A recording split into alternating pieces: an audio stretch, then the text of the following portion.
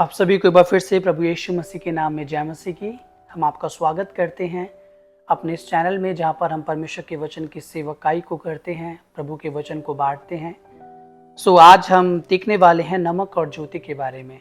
प्रभु का वचन हमसे क्या कहता है, और ये हमें मिल जाएगा पैसेज मत्ती रचित सुसमाचार उसके 5 अध्याय उसके 13 वचन में हम इसे देखते हैं। यहाँ पे लिखा है, तुम पृथ्वी के नमक हो, परंतु यदि नमक का स्वाद बिगड़ जाए तो वो फिर किस वस्तु से नमकीन किया जाएगा। वो किसी काम का नहीं, केवल इसके कि बाहर फेंका जाए और मनुष्यों के पैरों तले रौंदा जाए। प्रभु यीशु मसीह यहाँ पर कहते हैं, तुम पृथ्वी के नमक हो। नमक का काम क्या होता है? बेसिकली नमक का काम होता है सब्जी के अंदर एक स्वाद को लाना। आप कितने भी अच्छे सब्जी के अंदर आप इंग्रेडिएंट्स को डालें, आप कितने भी अच्छे मसाले उसके अंदर डालें, पर जब तक कि नमक उसमें नहीं जाएगा वो सारे टेस्ट आपको पता नहीं चल पाएंगे।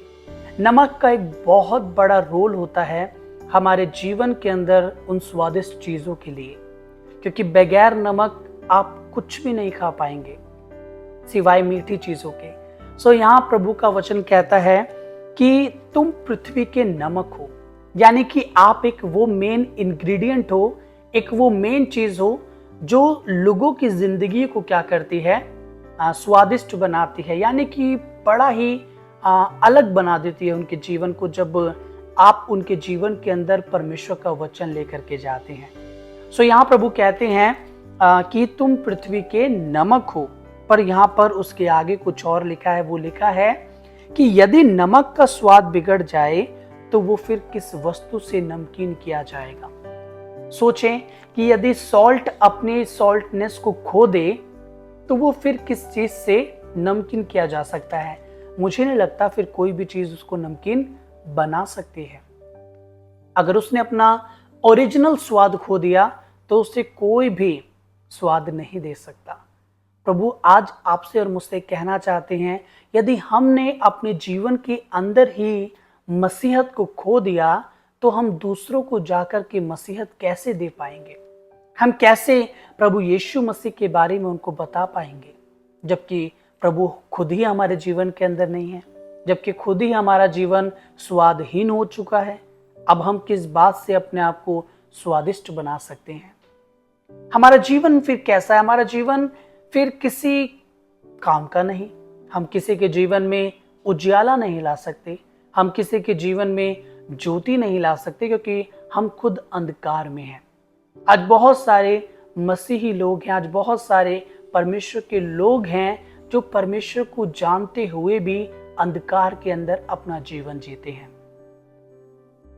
अन्य जातियों में वो शादी कर लेते हैं, उन्हें लगता है कि परमेश्वर कोई बात नहीं, हम उसे अपने धर्म में ले आएंगे। कई बार मसीह लोग कहते हैं हम उसे मसीह बना लेंगे, पर ये आप कैसे बोल सकते हैं?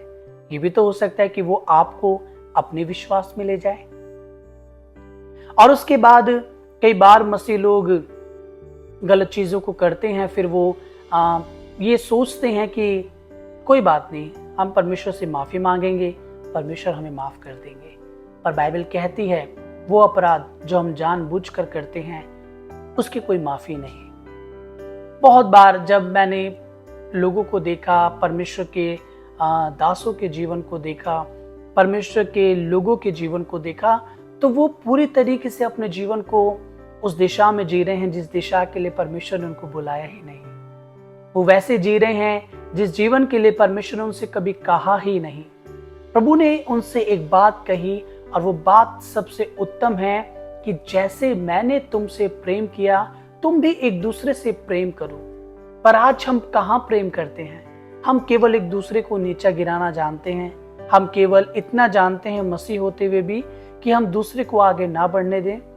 हम इतना जानते हैं केवल कि यदि कोई मुझसे अच्छा प्रचार करता है तो मैं उसके प्रचार को रोक दूं, मैं उसे प्रचार ना करने दूं। यदि कोई मुझसे अच्छा इंस्ट्रूमेंट प्ले करता है तो मैं उसको ना बजाने दूं, कहीं लोगों की नज़रों में वो ना आ जाए। हम जो कुछ भी करते हैं वो सब मसीह के लिए करते हैं। यदि उसमें हमारी अपनी कुछ फायदे हैं तो वो ना तो आराधना है, ना वो वचन वचन है, ना वो प्रार्थना प्रार्थना है, क्योंकि वो हम दूसरों के लिए नहीं पर अपनी वाहवाही के लिए करते हैं। और प्रभु हमें इन चीज़ों को करने से रोकते हैं मेरे प्रियो। प्रभु का वचन कहता है वो हमसे प्रेम करता है उस उत्तम प्रेम के साथ जो प्रेम उसने कैलवरी की क्रूस पर आपसे और मुझसे किया। और वो चाहता है कि हम वो सॉल्ट बने, वो नमक बने जो दुनिया में जाकर के उसके लोगों के बीच में और उन लोगों के बीच में जो प्रभु को नहीं जानते उनके जीवन को स्वादिष्ट बनाएं, उनके जीवन को परमेश्वर को भाता हुआ बना दें ताकि वो प्रभु के वचन में आगे बढ़ने वाले बन सके। हम ये नहीं करते। और उसके बाद दूसरा वचन कहता है तुम जगत की ज्योति हो, जो नगर पहाड़ पर बसा हुआ है वो छिप नहीं सकता। प्रभु कहते हैं तुम जगत की ज्योति हो और जो नगर पहाड़ पर बसा हुआ है वो छिप नहीं सकता। कोई भी आपके जीवन को हाइड नहीं कर सकता यदि वो नगर पहाड़ पर है। और हमारा पहाड़ कौन है? हम किसके ऊपर बसे हैं? हम अपने प्रभु के ऊपर, उसके वचन के ऊपर बसाए गए हैं। और यदि हमारा जीवन परमेश्वर के वचन आधारित है, परमेश्वर के ऊपर हमारी निर्भरता है, परमेश्वर के ऊपर हम पाए जाते हैं, परमेश्वर के वचन के ऊपर हम विश्वास करते हैं, तो प्रभु का वचन कहता है वो नगर छिप नहीं सकता। कोई भी उस नगर को छिपा नहीं सकता मेरे प्रियो। उसके बाद आगे के वचन में लिखा है और लोग दिया जलाकर पैमाने के नीचे नहीं परंतु दीवट पर रखते हैं, तब उससे घर के सब लोगों को प्रकाश पहुंचता है। प्रभु यहाँ कहते हैं कि हम उस दिए के समान हैं जो जब जलता है तो हम उसे कहां पर रखते हैं? ऊंचाई पर रखते हैं ताकि पूरे घर को उस दिए से प्रकाश पहुंचे। आज बहुत जरूरी है कि मैं और आप एक ऐसा जीवन जिए जिस जीवन से हम दूसरों को प्रकाश देने वाले बन सकें, न कि केवल हम अपना ही प्रकाश अपने में समेट लें। प्रभु ने हमें इसलिए प्रकाश नहीं दिया, हमें इसलिए ज्योति में नहीं बुलाया कि वो ज्योति केवल हमारे अंदर ही सीमित रह जाए और दूसरों तक हम वो ज्योति का प्रकाश ना पहुंचने दें। पर प्रभु ने हमें इसलिए बुलाया कि हम वो प्रकाश दूसरों के जीवन में लेकर के जाएं और दूसरे का जीवन प्रकाशमान हो जाए। और उसके बाद कहता है प्रभु का वचन, उसी प्रकार तुम्हारा उजियाला मनुष्य के सामने चमके कि वे तुम्हारे भले कामों को देखकर तुम्हारे पिता की जो स्वर्ग में है बड़ाई करें। एक बहुत बड़ा सवाल मेरे और आपके पास आता है, क्या हमारा प्रकाश, क्या हमारी ज्योति जो प्रभु ने हमें दी है उसे देख करके लोग कहते हैं, परमेश्वर की बड़ाई करते हैं, परमेश्वर की महिमा करते हैं जो स्वर्ग में है या नहीं? क्या वो उस परमेश्वर को जान पाते हैं? क्या वो उसकी बड़ाई करने पाते हैं जो स्वर्ग में विराजमान है? ये सवाल आज आपके और मेरे पास आता है। क्या हम सच में उस सच्ची ज्योति में चलते हैं जिस ज्योति के लिए परमेश्वर ने हमें बुलाया है? प्रभु का वचन कहता है तू मेरा है, तू मेरा है। परमेश्वर ने साफ कहा है कि हम परमेश्वर के हैं, उसका ज्योति हमारे जीवन के अंदर है।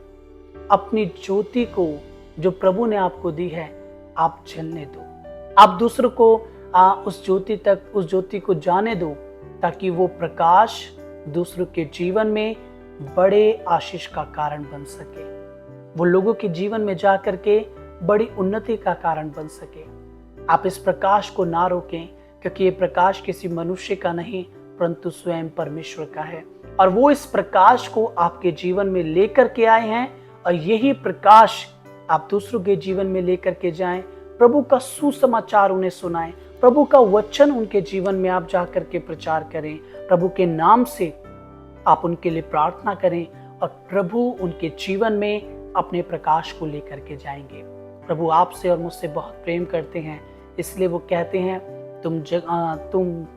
तुम इस पृथ्वी का नमक हो और तुम इस जगत की ज्योति हो। प्रभु ने हमें 2 शब्द कहे हैं, इन शब्दों को हम हमेशा स्मरण रखें कि हम वो स्वाद हैं जो दूसरों के जीवन में, जो बेस्वाद जीवन है उसमें स्वाद ला सकते हैं। हम वो ज्योति हैं जिनके जीवन में अंधकार है, हम वहाँ पर सच्ची ज्योति को प्रकाशित कर सकते हैं। प्रभु इन वचनों के द्वारा आपको आशीषित करे और मैं यही प्रभु से प्रार्थना करता हूँ कि आप सच्चाई के साथ परमेश्वर में बढ़ते जाएं और उस प्रकाश को जो प्रभु ने पवित्र आत्मा के द्वारा आपके जीवन में दिया है वो दूसरों तक पहुंचे, ताकि दूसरे के जीवन प्रभु के नाम में प्रकाशमान होने वाले बन सकें। और फिर हम कह सकें, उठ प्रकाशमान हो, क्योंकि तेरा प्रकाश आ गया है। और हमारा प्रकाश कोई और नहीं परंतु केवल और केवल प्रभु यीशु मसीह है। प्रभु आपसे बहुत प्रेम करते हैं।